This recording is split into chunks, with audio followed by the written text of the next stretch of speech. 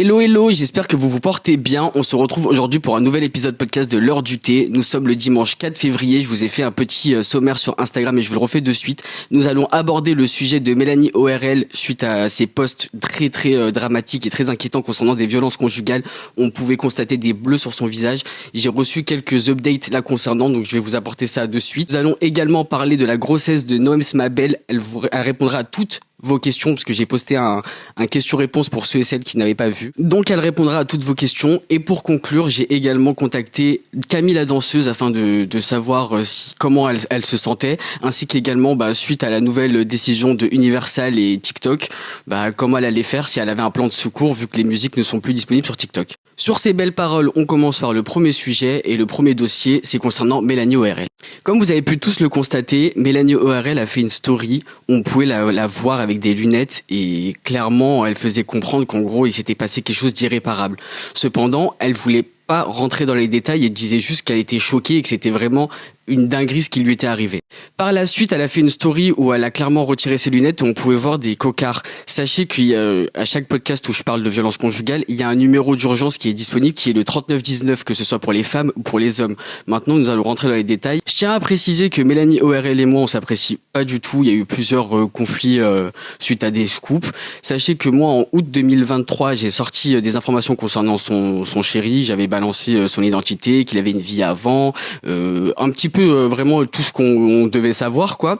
Et suite à ça, elle avait réagi sur Snap en disant qu'en gros les blogueurs n'avaient pas à savoir les informations concernant son mec, etc. Et suite à ça, c'était un petit peu le silence. Donc en gros, moi je m'étais arrêté à j'ai déclaré l'identité de son mec et fin de l'histoire quoi. Ce qui est dommage avec Mélanie ORL, et je compte absolument pas faire son procès là, c'est que j'ai l'impression qu'elle revit malheureusement le même schéma. C'est-à-dire que j'avais déjà parlé d'elle auparavant où malheureusement elle était dans une relation toxique.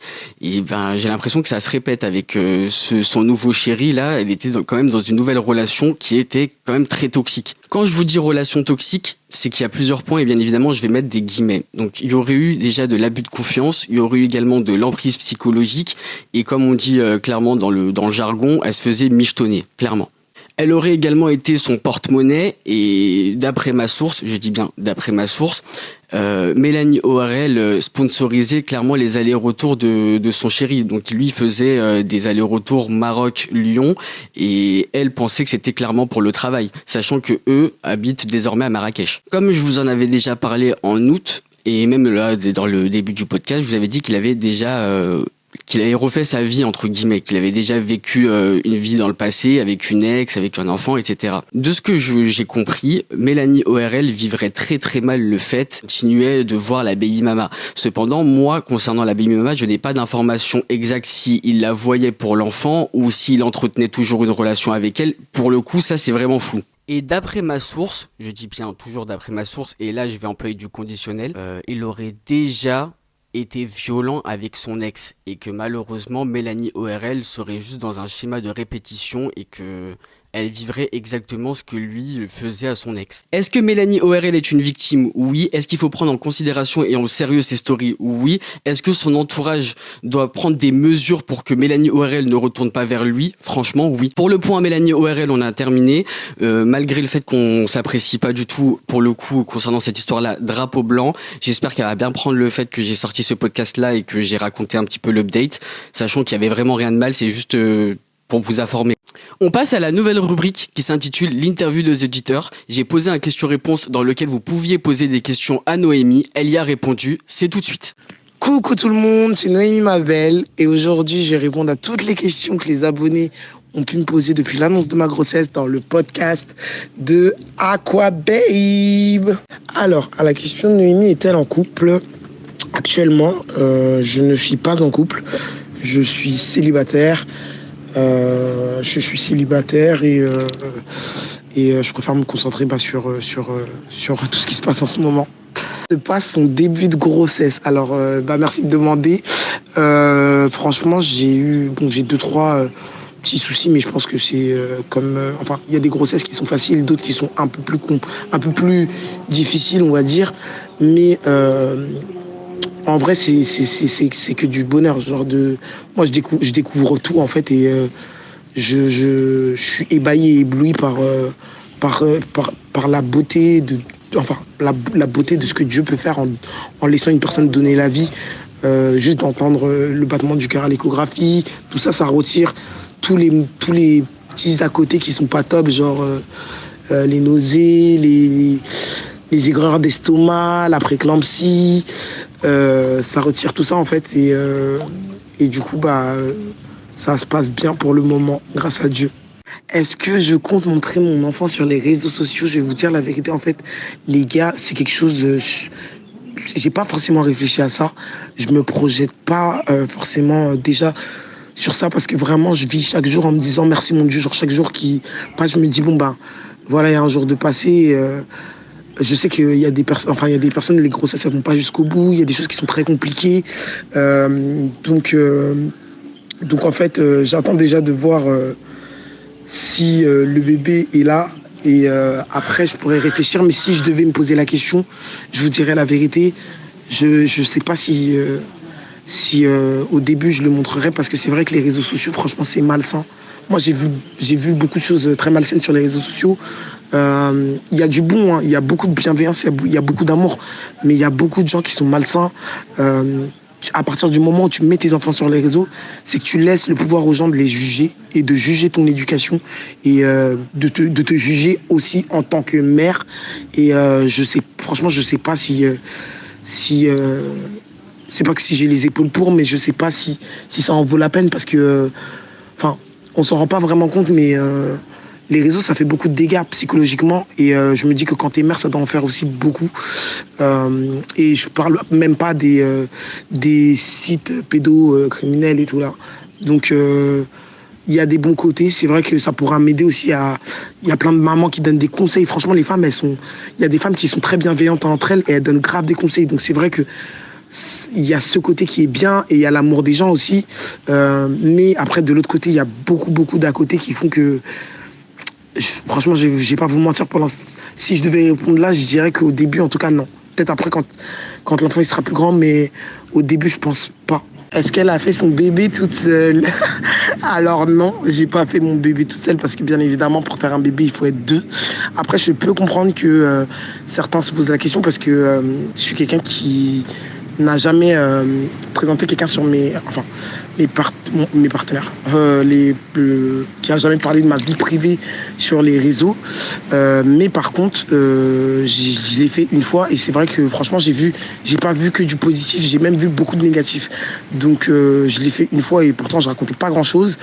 Et j'ai eu beaucoup de négatifs, donc j'ai arrêté. Donc je peux comprendre que vous vous posiez la question, mais je vous expliquerai tout ça en temps et en heure. En tout cas, vous inquiétez pas. J'ai pas fait mon bébé toute seule. Ce bébé a bien un papa. Donc voilà. Et je vous en parlerai bientôt sur ma chaîne YouTube à venir, dans les projets à venir. Après, franchement, je comprends votre question, les gars. Mais il faut que vous compreniez que moi, j'ai jamais... je comprends pas forcément ce questionnement-là de qui est le père, nanani, parce que en fait, j'ai jamais partagé ça sur mes réseaux avec vous. J'ai jamais pris mon téléphone depuis que j'ai un peu de notoriété. Je n'ai jamais pris mon téléphone à part une des relations que j'ai eues, dont j'ai voulu un peu parler. J'ai jamais pris mon téléphone pour vous parler de mes relations, genre dire oui, voilà, j'ai rencontré une telle personne, comment je fais, c'est ça. Ça n'a jamais été des sujets de discussion que je partage avec ma communauté. C'est des sujets de discussion que je partage dans le privé avec mes amis. Aquababe, oui, lui, il a suivi plein de choses de ma vie privée, mais c'est dans le cadre de la vie privée. Je mets un point d'honneur à mettre un peu une distance sur ça parce qu'après ça devient très vite malsain. Donc voilà, mais en tout cas non, je n'ai pas fait mon bébé toute seule. J'ai vu sur les réseaux que tu étais enceinte en même temps que Mélissane. C'est quoi cette histoire? Comme on va pas reparler de la story de Mélissane, mais en effet, c'est vrai que en fait, durant sa grossesse et tout ce qui s'est passé, des fois on parlait et tout, et en fait à la fin de tout ça, un jour elle était pas bien du tout, et on parlait, je lui disais mais tu sais quoi, c'est fou parce que du coup toi t'as eu recours à un IVG. Mais moi, en fait, je crois que j'ai un léger retard. Mais je lui disais ça, en fait, mais pour vous dire, on en a rigolé. On a fait la story pour le dire, mais on l'a dit en plus naturellement comme ça. On en a rigolé parce qu'on se disait, mais, oh là là, mais qu'est-ce que... Enfin, pour nous, c'était trop... en fait, on n'y pensait même pas parce que c'est vrai que c'était quelque chose d'assez compliqué. Pour moi, c'est des choses un peu complexes, on va dire, dans mon cas à moi. Donc, on se l'est dit, on a rigolé, mais c'était vraiment genre, oh là là, tu racontes que de la merde. Vraiment. Et même moi, quand je l'ai dit, je l'ai dit, mais je me disais, bon, dans tous les cas, ça risque de pas être possible. Donc voilà, mais ça n'a éclaté derrière moi aussi. Et on n'est pas ça là. Mais du coup, quand je lui ai annoncé, le premier truc en fait auquel on a pensé, c'est putain, tu te rappelles le jour où? Et donc voilà pour la petite story time. Est-ce que tu comptes ouvrir une chaîne YouTube? Alors, pour ceux qui me suivent depuis longtemps, vous savez que ça fait déjà depuis l'année dernière que je compte ouvrir une chaîne YouTube. J'ai perdu un peu de temps avec certaines personnes et du coup, j'ai mis un peu mon énergie dans leurs projets à eux, ce qui a fait que, moi, en fait, j'ai un peu abandonné, moi, mes projets pour plus me concentrer sur leurs projets à eux de chaîne YouTube ou d'émissions. Mais, bien évidemment que... Là, je vais me concentrer sur ma chaîne YouTube parce que en fait, le truc, c'est que j'ai plein de choses à vous expliquer. Comme j'ai dit dans une des questions, il y a plein de choses que je vous expliquerai en temps et en heure, mais pas dans le cadre Snap où je vous raconte ma vie comme si c'était une télé-réalité, plus dans un cadre vidéo YouTube, parce que j'ai eu beaucoup de messages, vraiment de filles, de jeunes femmes, de femmes hyper bienveillantes ou qui étaient dans des situations un peu similaires aux miennes. J'en parlerai sur ma chaîne YouTube des situations desquelles je parle, qui étaient dans des situations un peu similaires aux miennes et qui s'attendaient pas forcément, à qui ça a donné peut-être de l'espoir.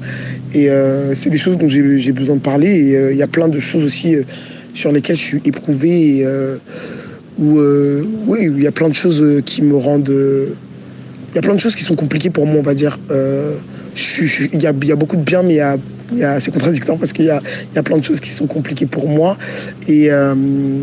je pense que en parler sur une chaîne YouTube, ça peut être aussi un bon exutoire parce que ça me permet de pas faire de ma vie une télé-réalité comme sur Snap où tu dois raconter ta vie tout le temps et nanani. Mais ça peut être quelque chose de bien pour moi et pour ma communauté, je pense. Donc évidemment qu'il y aura une chaîne YouTube à venir. Si tu ouvres une chaîne YouTube, qu'est-ce qu'on pourra trouver comme contenu? Alors les gars, on va pas se mentir, vous m'avez pas connu en mode futur Baby Mama seulement, et je pense que ma vie elle s'arrête pas. Enfin, je me résume pas juste à être une future Baby Mama, genre. Donc c'est sûr que ce sera en principe, je vais vous parler beaucoup de ma grossesse, de ce que je vis, de ce que je traverse, de mes émotions. Je vais essayer de partager certains trucs. Enfin, je sais pas, je vais partager avec vous plein de choses et je pense même que pour moi, ça va être un exutoire. J'ai beaucoup de questionnements, j'ai beaucoup de questionnements sur plein de choses et je pense que ça peut aussi m'aider d'en parler. Donc oui, vous allez suivre un peu tout ce qui est ma grossesse. Je pense que je vous partagerai aussi plein de moments que j'ai filmés mais que j'ai jamais posté parce que je filme plein de choses mais que je ne poste jamais. Du début de cette grossesse, donc des échos à plein de choses dont vous n'êtes pas au courant que je vous montrerai sur la chaîne YouTube. Bien évidemment, vous m'avez connu, Noémie, c'est pas je reste aussi une femme et je vais vous partager aussi plein d'autres choses. Ma vie de couple ou de célibataire à voir. Et tout ça, en fait, aussi, je vais aussi vous partager les choses, je pense, qu'une femme peut traverser dans sa vie de tous les jours, parler de sujets, inviter aussi des personnes. Pourquoi pas faire... comment on dit ça, Mason? Des canapés, là, tu sais, quand on est sur le canapé. Pourquoi pas faire des podcasts, voilà. Pourquoi pas faire des podcasts où en fait, je parlerai, exemple, à cœur ouvert, genre, où je pose la caméra et où je parle à cœur ouvert avec mes copines, genre, comme là, exemple, je poserai la caméra et je parle avec Mason d'un sujet qui me touche ou qui la touche et des sujets de la vie de tous les jours, de meufs, de société, de ma grossesse, de ma famille, et voilà, quoi. tout. Oui, tu veux leur dire. Ouais, tu veux dire quoi? Coucou, sachez que ce bébé mondial sera plus beau que vous. Bye. As-tu eu recours à la FIV parce que j'ai cru comprendre que tu avais peut-être de l'infertilité? Alors, si je comprends bien la question. Alors non, j'ai pas eu recours à la FIV, comme je vous ai expliqué, c'est ce bébé a été finalement conçu par la voie classique, de manière tout à fait classique, dans des conditions dans des conditions classiques finalement. Enfin, il y a un mystère autour de tout ça parce que je n'ai pas pris la parole pour parler de ma vie privée, mais c'est complexe mais classique en même temps. Donc voilà. Et non, c'est pas forcément que j'étais... Enfin, je dirais pas que j'étais infertile, mais je dirais que c'était quelque chose qui était plus compliqué pour moi. Donc, d'où la raison pour laquelle ça arrivait comme ça et qu'on s'est tous dit, on croyait que c'était un peu, c'était quelque chose qui était un peu compliqué pour moi, donc on s'y attendait tous pas en fait. Et au moment en fait où j'en voulais vraiment il fut un temps où j'étais vraiment dans ce truc de j'aimerais bien être mère parce que je pense qu'il y a beaucoup de femmes qui veulent être mères qui ne peuvent pas forcément ou autre. Et c'est vrai que quand j'étais à Dubaï, j'étais dans une relation, pour vous dire, une longue relation. Quand j'étais à Dubaï, donc pendant les saisons de la JLC. Et c'est vrai que je voulais tomber enceinte et moi et mon compagnon de cette époque-là, on n'a pas forcément réussi. Donc c'est vrai que c'est vrai que je dirais pas que j'étais infertile, mais je dirais que j'avais plus de difficultés à tomber enceinte. En fait, du coup, c'était quelque chose. Mais quand je vous dis, c'est quelque chose auquel je pensais plus. Enfin, je pensais pas en fait, auquel je pensais pas et que je pensais plus. J'étais rentré dans un truc en mode ça se trouve que je suis condamné à... Pas condamné, mais ça se trouve que j'aurais pas d'enfant ou que j'en aurais, mais dans le cadre où je ferais, vous savez, plein d'examens, des trucs gynécologiques, des machins et tout, parce que au moment où j'en voulais vraiment, vraiment très très fort, j'arrivais pas. Genre pendant des années, j'arrivais pas. Mais pendant des années, donc le gynéco m'avait dit toi, au niveau des trompes, c'est un peu compliqué. Surtout que là, pour vous dire la vérité, j'étais sous pilule, donc comme quoi, des fois c'est pas le temps que nous on veut, c'est peut-être pas le bon. Et le destin, lui, c'est mieux à quel moment il faut que les choses elles arrivent. Donc voilà, je dirais plus ça en fait. Et c'est aussi ça, c'est pour ça que il faut pas, enfin pour les, je sais qu'il y a des femmes qui souhaitent avoir des enfants, qui ont peut-être des difficultés au niveau des trompes, même des choses beaucoup plus, vraiment pires. Et il faut pas perdre espoir en fait, parce que moi, regardez, c'est tombé comme ça, vraiment les gars, c'est tombé comme ça, Et en fait, c'était pas forcément au moment où je voulais absolument. C'était pas forcément au moment où je me disais, j'étais encore dans ce truc de ça y est, je kiffe ma life, je vais encore kiffer ma life. Et au final, le temps de Dieu, c'est peut-être le meilleur. Et en fait, le destin, il sait faire les choses. Donc voilà. Voilà les gars, j'ai essayé de répondre aux questions qui ont été le plus posées. J'espère que j'ai pu vous éclaircir un petit peu. Il y a certaines choses dont je ne suis pas rentré dans les détails parce que j'en parlerai plus librement et plus facilement sur ma chaîne YouTube à cœur ouvert. Mais en tout cas, déjà, je voulais dire à toi, Kobaye, merci. Parce que c'est vrai que lui, il est au courant depuis longtemps. Donc, merci d'avoir regardé le truc et tout. Et merci à vous pour votre bienveillance en abondance Que Dieu vous bénisse. Et pour les personnes qui sont obsédées par des questions futiles comme mais qui est le père, mais pourquoi ne montre pas le père et nanani, et des questions aussi stupides, vous inquiétez pas, vous allez comprendre assez vite qui il est. D'ailleurs, quand même, il est très au courant de la situation. Donc vous allez comprendre assez vite qui c'est. En tout cas, c'est quelqu'un qui ne vous est pas inconnu. Voilà. Vas-y, bisous à quoi, baby. C'était l'interview de Nams Mabel. Si cette nouvelle rubrique, l'interview des auditeurs, vous a plu, faites-le moi savoir dans les commentaires avec le nom de la personne que vous souhaitez interviewer. Si un nom revient très souvent dans les commentaires, dans la semaine, je reposterai un question-réponse sur Instagram pour qu'on puisse se refaire cela. Pour conclure le podcast, j'ai contacté Camille la danseuse en lui posant 2 petites questions concernant son état actuel suite à toutes ces histoires qui sont passées sur les réseaux sociaux, mais aussi sa réaction concernant les suppressions des musiques sur TikTok.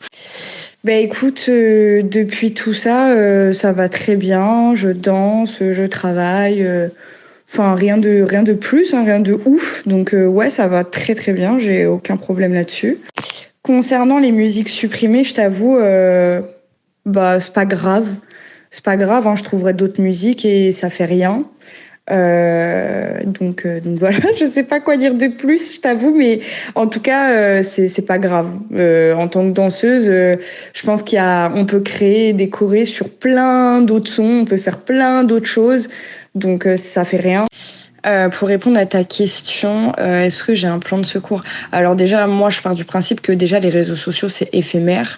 Il faut toujours avoir un plan de secours dans le sens où ça ne marchera pas toute la vie, les réseaux. Donc oui, j'ai toujours eu... et bien avant qu'il y ait plus les sons d'Universal sur TikTok, j'ai toujours eu des plans de secours dans le sens où ma vie ne se résumera pas... toute ma vie sur les réseaux sociaux, tu vois. Donc, écoute, moi, je continue de faire ce que j'aime, danser. Dès que j'ai commencé TikTok, j'étais aussi dans l'acting, dans l'humour et tout. Donc moi, ça bougera pas. Je vais continuer à faire des vidéos de danse. Même s'il y aura pas les sons qu'on attend tous, il y aura d'autres danses. Il y aura des sons, des vidéos humour. Je vais faire des outfits of the day. Je continue de partager mes vidéos à la salle de sport. Voilà quoi, mon contenu il est toujours motivant et bienveillant et avec plein d'amour. C'était les réponses de Camille la danseuse, un peu hésitante, mais au moins vous savez tout, elle va bien et sur le point professionnel, ça va aussi. Merci pour votre fidélité, merci d'avoir écouté ce podcast, on se retrouve la semaine prochaine, prenez soin de vous, le monde est méchant.